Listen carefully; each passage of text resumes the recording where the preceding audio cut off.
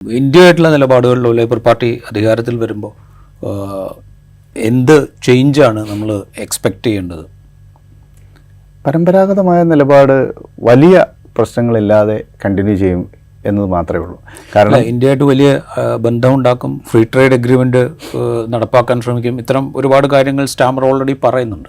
അതെ അതെ, അതിൽ ഒരു പക്ഷേ കുറച്ചുകൂടെ നല്ല ഒരു ബന്ധമുണ്ടായേക്കാം.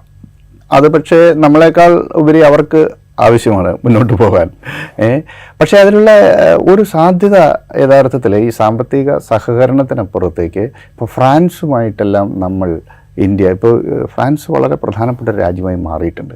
കാരണം റഷ്യ കഴിഞ്ഞാൽ ഇപ്പോൾ ഇന്ത്യ ഏറ്റവും അധികം ആയുധങ്ങൾ വാങ്ങിക്കൊണ്ടിരിക്കുന്ന യൂറോപ്പിൽ ഫ്രാൻസുമായിട്ട് വളരെ ത്വരിതഗതിയിൽ ഈ സ്ട്രാറ്റജിക് ബന്ധങ്ങൾ വളർന്നു വരികയാണ്.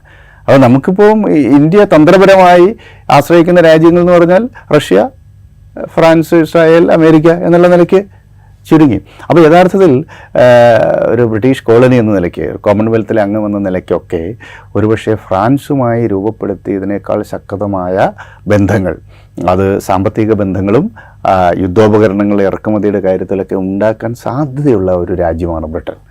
അതിനെ ടാപ്പ് ചെയ്യുന്ന രീതിയിൽ ഒരു ഇന്ത്യ സെൻട്രിക് ആയിട്ടുള്ള ഇന്ത്യയെ നോക്കുന്ന ഒരു നയം അവർ സ്വീകരിച്ചിട്ടില്ല.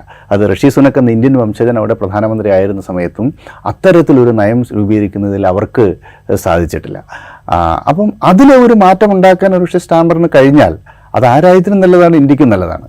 അപ്പം ഇന്ത്യ ഇപ്പോൾ look east policy, act east policy എന്നൊക്കെ പറയുന്നത് പോലെ ഇന്ന് ലോകത്തിലെ ഏറ്റവും വലിയ രണ്ടാമത്തെ മാർക്കറ്റായി മാറിയിരിക്കുകയാണല്ലോ ഭാരതം. അപ്പോൾ അതിൻ്റെ ഒരു വലുപ്പം നമുക്ക് കുറച്ച് കാണാൻ സാധിക്കില്ല. ലോകത്തിലെ ഏറ്റവും അധികം ജനങ്ങൾ അധിവസിക്കുന്ന രാജ്യം, ലോകത്തിലെ ഏറ്റവും വലിയ ഡെമോക്രസി, ലോകത്തിലെ ഏറ്റവും ശക്തമായ നാലാമത്തെ സൈനിക ശക്തി, ഇങ്ങനെയൊക്കെയുള്ള ഏത് പാരാമീറ്റർ എടുത്ത് നോക്കിയാലും തന്ത്രപരമായി ഇന്ത്യയോട് കൂടുതൽ ശക്തമായ ബന്ധം വളർത്തിയെടുക്കണം. അത് വളർത്തിയെടുക്കാനുള്ള സാംസ്കാരികമായ ഒരു പശ്ചാത്തലവുമുണ്ട്, ലോലശക്തിയുമുണ്ട് ഈ ബ്രിട്ടനും നമ്മളുമായിട്ടുള്ളൊരു ബന്ധത്തിൽ. അത് ടാപ്പ് ചെയ്യുന്നതിൽ ഒരു പക്ഷേ ഋഷി സുനക്കിനോ കൺസർവേറ്റീവ്സിനോ വേണ്ടത്ര വിജയിച്ചിട്ടില്ല. അതൊരു ഓപ്പൺ എൻഡഡ് മേഖലയാണ്. അത് വേണമെങ്കിൽ ടാപ്പ് ചെയ്ത് കഴിഞ്ഞാൽ കൂടുതൽ നല്ല ഒരു ബന്ധങ്ങൾ ഉണ്ടാക്കാൻ സാധിക്കും.